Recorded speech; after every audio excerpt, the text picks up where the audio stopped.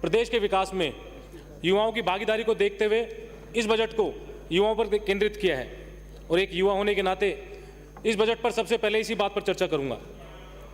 माननीय सभापति महोदय, कलाम साहब के कोट के साथ माननीय मुख्यमंत्री जी कहते हैं, the ignited minds of the youth is the most powerful resource on the earth. अर्थात युवाओं का प्रज्वलित मस्तिष्क धरती पर सबसे शक्तिशाली संसाधन है, पर सरकार इस कथन के अनुरूप काम करती नहीं दिखती है। इसका कारण यह है, सरकारी नौकरियां जो निकली उनके लगातार पेपर आउट होते चले गए। आज अपने प्रज्वलित दिमाग के साथ, मस्तिष्क के साथ युवा उसे अन्य कई कामों में लगाने पर मजबूर हो रहा है। माननीय सभापति महोदय, पैरा नंबर 12 के अंदर माननीय मुख्यमंत्री जी ने 100 मेगा जॉब फेयर की बात करी, पर क्या सरकार ने पूर्व में लगाए गए जो जॉब फेयर थे उनका कभी ध्यान दिया कि उनमें जो नौकरियां लोगों को मिलनी थी उतनी मिली कि नहीं मिली? जो कंपनीज वहां पर आई और युवाओं को जो उन्होंने वहां पर शॉर्टलिस्ट किया, क्या उन्हें नौकरी दी गई कि नहीं दी गई? स्थानीय उद्योगों के अंदर युवा को राजस्थान का कहकर, यहाँ का निवासी कहकर नौकरी नहीं दी जाती है। अतः आपके माध्यम से सरकार से आग्रह करना चाहूँगा, मांग करना चाहूँगा कि एक कानून लेकर आएँ जिस तरीके से राजस्थान के लगते हुए राज्य हरियाणा और गुजरात के अंदर है कि स्थानीय युवाओं को इन उद्योगों के अंदर कम से कम 75% आरक्षण जरूर मिले। माननीय सभापति महोदय, माननीय मुख्यमंत्री जी कहते हैं हम युवाओं के लिए भविष्य का निर्माण नहीं कर सकते, किंतु हम युवाओं को भविष्य के लिए तैयार कर सकते हैं। इसके लिए माननीय मुख्यमंत्री जी ने 2019 से वर्ष दर वर्ष लगातार नए राजकीय महाविद्यालय खोले, नए कृषि महाविद्यालय खोले, नई ITI खोली, नए कन्या महाविद्यालय खोले, नए विद्यालय खोले और बहुत सारे विद्यालयों को कर्मोन्नत भी किया। पर क्या धरातल पर इनका क्या हाल है, अभी क्या सरकार ने जानने का काम किया? आज एक भी विद्यालय, महाविद्यालय ऐसा नहीं होगा जिसमें संपूर्ण स्टाफ होगा या उसकी पूरी बिल्डिंग बनी हुई होगी। अगर मैं मेरे विधानसभा क्षेत्र मुंडावर की बात करूं तो 2018 के अंदर वसुंधरा राजे जी की सरकार में मेरे पिताजी स्वर्गीय धर्मपाल चौधरी जी की मांग पर उन्होंने राजकीय महाविद्यालय मुंडावर में खोला था। अगर आज मैं उसकी बात करूं तो वहां पर 7 पद स्वीकृत हैं, जिसमें से केवल 4 पद भरे हुए हैं। और साथ ही बात करूं राजकीय कृषि महाविद्यालय की, जो पिछले वर्ष इस सरकार में मुंडावर में खोला गया था, जो आज एक प्राथमिक विद्यालय में चल रहा है। 1 वर्ष बीत जाने के बाद भी ना तो उसका भवन है और ना ही आने वाले समय में ये नहीं पता कि वो कब तक बनकर तैयार होगा। और साथ ही वहाँ पर 12 पद स्वीकृत हैं और जिसमें से मात्र 1 पद भरा हुआ है। क्या इसी तरह से सरकार इन युवाओं को आगे आने के लिए, भविष्य के लिए तैयार कर रही है? अगर ऐसा है तो हाथ जोड़कर सरकार से निवेदन है कि इन युवाओं के भविष्य के साथ खिलवाड़ ना करें। पहले जो पूर्व के अंदर खोले गए कृषि महाविद्यालय हैं, अन्य संस्थाएं सरकार की हैं, उसमें आधारभूत ढांचा तैयार करें, वहाँ पे जितने पद स्वीकृत हैं उसी के आधार पर वहाँ पर नियुक्ति दें और आने वाले समय में जब वो पूर्ण हो जाए उसके बाद नए विद्यालय और अन्य संस्थाएं खोलने का काम करें। इसी क्रम में मांग करना चाहूँगा माननीय सभापति महोदय आपके माध्यम से सरकार से कि मेरे विधानसभा क्षेत्र में गिलोट गाँव लगता है, वहाँ पर एक रिको का बड़ा इंडस्ट्रियल एरिया भी है और आसपास उसके 15 किलोमीटर दूर तक कोई महाविद्यालय भी नहीं है, तो बच्चों को वहाँ काफ़ी दूर तक जाना पड़ता है और साधन की कनेक्टिविटी ना होने की वजह से बच्चियाँ परेशान रहती है। तो आपके माध्यम से मांग करना चाहूँगा कि यहाँ पर एक कन्या महाविद्यालय खोलने का सरकार घोषणा करे। आदरणीय सभापति महोदय, सरकार मांग करती है, जब सरकार चिकित्सा की बात आती है तो सत्ता के काबिज लोग चिरंजीवी योजना की बात करते हैं। क्या कभी इन लोगों ने जाकर देखा कि जो गांव का गरीब व्यक्ति है वो जब हॉस्पिटल में पहुंचता है तो उसके साथ कैसा व्यवहार किया जाता है? IPD में तो डॉक्टर उसको देखने के लिए मना कर देता है जब उसको पता चलता है इसका पैसा चिरंजीवी की योजना के माध्यम से उठेगा।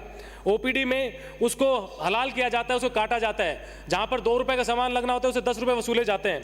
तो जो मुख्यमंत्री जी ने 10 लाख रुपए से इसको 25 लाख रुपए किया चिरंजीवी योजना में मिलने वाले लाभ को, तो आपसे आग्रह करना चाहूंगा चाहे बेशक वो 10 लाख ही हो, पर उसका क्रियान्वयन अच्छे तरीके से किया जाए। जब एक गरीब व्यक्ति अस्पताल में पहुंचता है तो उसके साथ दुर्व्यवहार ना कर और जो वास्तव में जो लागत उसके इलाज की आनी चाहिए उतना ही पैसा उसे वसूला जाना चाहिए, क्योंकि वो दोबारा उस अस्पताल में इलाज के लिए पहुंचता है तो उसको पता चलता है कि पूर्व के अंदर जब वो इलाज करा के गया उसी समय के अंदर जो पैसा उसका था योजना का उसी समय में उसे वसूल लिया गया, तो आगे आने वाले समय में उसको वहाँ पर लाभ नहीं मिल पाता है। और बात करूं मेरे विधानसभा क्षेत्र मुंडावर की, तो यहाँ पे CHC, PHC और जितने सब हेल्थ सेंटर हैं करीब के अंदर सब जगह पर रिक्त पद हैं। तो माननीय सभापति महोदय आपके माध्यम से सरकार से मांग करना चाहूँगा, मेरे यहाँ पर जितने भी प्राथमिक स्वास्थ्य केंद्र, सामुदायिक स्वास्थ्य केंद्र और उप स्वास्थ्य केंद्र हैं उनमें रिक्त पदों को जल्द से जल्द भरा जाए, जिससे गरीब किसान और गांव में रहने वाले राजस्थान प्रदेश की सबसे अधिक आबादी को वहाँ लाभ मिल सके। माननीय सभापति महोदय, इसी क्रम में आपके माध्यम से मांग करना चाहूँगा, मुंडावर CHC को जिला उप अस्पताल घोषित किया जाए और साथ ही साथ सोडावास और बासनी PHC को CHC में कन्वर्ट किया जाए। और अलीपुर सांचौद के अंदर क्योंकि इस गांव की दूरी मुंडावर हेडक्वार्टर से काफ़ी दूर है, तो वहाँ पर एक PHC की घोषणा की जाए। माननीय सभापति महोदय, इस बजट के अंदर सरकार माननीय मुख्यमंत्री जी ने हर जिले के अंदर 5 महत्वपूर्ण क्षतिग्रस्त सड़कों को शामिल किया और अन्य जो सड़कें हैं जो अति क्षतिग्रस्त हैं उनको भी शामिल किया। इसी क्रम में मुंडावर अलवर जिले के अंदर करीब 250 करोड़ रुपए से पौने 300 किलोमीटर सड़कों का निर्माण होने जा रहा है। अगर बात करूं मेरे विधानसभा क्षेत्र मुंडावर की, तो वहां पे 1 किलोमीटर तो दूर की बात है, 1 इंच 1 मिलीमीटर भी सड़क मेरे विधानसभा क्षेत्र में इस बजट में घोषणा नहीं की गई।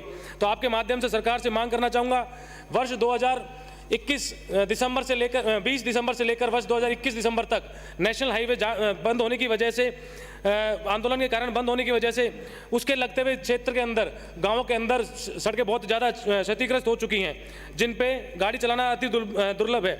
इसलिए आपके माध्यम से मांग करना चाहूँगा कि 200 फुट गिलोट चौक से काकर कुचना होते हुए हरियाणा बॉर्डर तक, शाहजहाँपुर दादिया सड़क से मानका राम सिंहपुरा होते हुए हरियाणा बॉर्डर तक, NH 48 से गूगलकोटा होते हुए हरियाणा बॉर्डर तक, NH 48 से सकतपुरा बावद होते हुए मानका तक, ये 4 सड़कें इतनी अधिक क्षतिग्रस्त हैं कि आने वाले समय के अंदर जब बारिश और अधिक हो जाएगी तो यहाँ पर पैदल निकलना भी दुर्लभ हो जाएगा। तो इसके लिए आपके माध्यम से सरकार से मांग करना चाहूँगा, जब मुख्यमंत्री जी इस बजट का रिप्लाई करें तो इन सड़कों की जरूर घोषणा करें। माननीय सभापति महोदय, मुंडावर हेडक्वार्टर से जयपुर और दिल्ली दोनों ही राजधानियों की सीधी कनेक्टिविटी बस की नहीं है। तो आता है आपके माध्यम से सरकार से मांग करना चाहूँगा कि दोनों ही राजधानियों को मुंडावर से जोड़ा जाए और यहाँ पर आने जाने के लिए साधन उपलब्ध कराया जाए।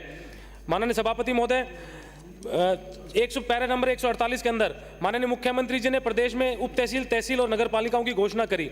इसी क्रम में आपके माध्यम से सरकार से मांग करना चाहूँगा, मेरे विधानसभा क्षेत्र मुंडावर के अंदर एक शाहजहाँपुर कस्बा लगता है, जो एक बड़ा औद्योगिक क्षेत्र भी है, जिसकी आबादी करीब 10,000 से अधिक है और नगर पालिका के जितने भी मापदंड है पूर्ण करता है। तो आपके माध्यम से सरकार से मांग करना चाहूँगा कि जब मुख्यमंत्री जी बजट का रिप्लाई करें तो शाहजहाँपुर को नगर पालिका बनाने की घोषणा करें। और साथ के साथ आपके माध्यम से मांग करना चाहूँगा, ततारपुर, सोडावास और शाहजहाँपुर को उप तहसील का दर्जा दिया जाए, जिससे कि आम जन को और किसान को वहाँ पर लाभ मिल सके। आपके माध्यम से जो बचावा मेरा जो इस बजट का रिप्लाई है वो टेबल करना चाहूंगा। अब मैं अनुमति नहीं देता। सब 7 मिनट में तो कैसे बोलेंगे? अनुमति नहीं दूंगा। माननीय सभापति महोदय, राजस्थान